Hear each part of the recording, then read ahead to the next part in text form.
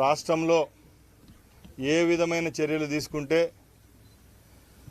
భద్రతాపరమైన యాక్సిడెంట్ల పరమైన ఏ విధమైన కార్యక్రమాలు చేపట్టినా రాష్ట్ర ప్రజలకు మంచి చేకూరే విధంగా ప్రమాదాల నివారణకు అలాగే రేపు రాబోయే కాలంలో ఆంధ్రప్రదేశ్ ప్రభుత్వం ప్రవేశపెట్టిన మహిళా మూర్తులకు ఉచిత బస్సు సౌకర్యాన్ని కల్పించే విధంగా మేము ఈరోజు ఈ బాధ్యత తీసుకోవడం జరిగింది. తప్పకుండా మా ప్రభుత్వం హామీ ఇచ్చిన విధంగా ఆంధ్ర రాష్ట్రంలో మహిళా మూర్తులందరికీ రాబోయే 5 సంవత్సరాలు ఆర్టీసీలో ప్రయాణం ఫ్రీగా ఇచ్చే విధంగా మేము చర్యలు తీసుకుంటాం. అలాగే ఈ రాష్ట్రంలో స్పోర్ట్స్ పరంగా ఎందరో పేదవాళ్ళు ఉన్నారు.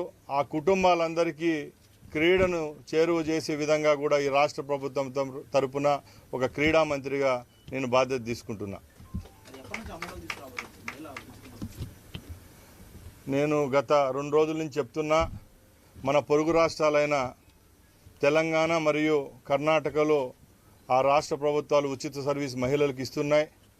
మన రాష్ట్రంలో ఆ కార్యక్రమాన్ని ప్రవేశపెట్టే రోజుకు ఏ విధమైన పొరపాట్లు లేకుండా పక్క రాష్ట్రాల్లో ఏమైనా పొరపాట్లు దొల్లింటే అవన్నీ సమీక్షించుకొని రాబోయే 1 నెలలోనే ఈ కార్యక్రమాన్ని చేపట్టేదానికి ఆంధ్రప్రదేశ్ రవాణా శాఖ మరియు ఆర్టీసీ ముందుకు వస్తుందని మీ ద్వారా తెలియజేసుకుంటున్నా.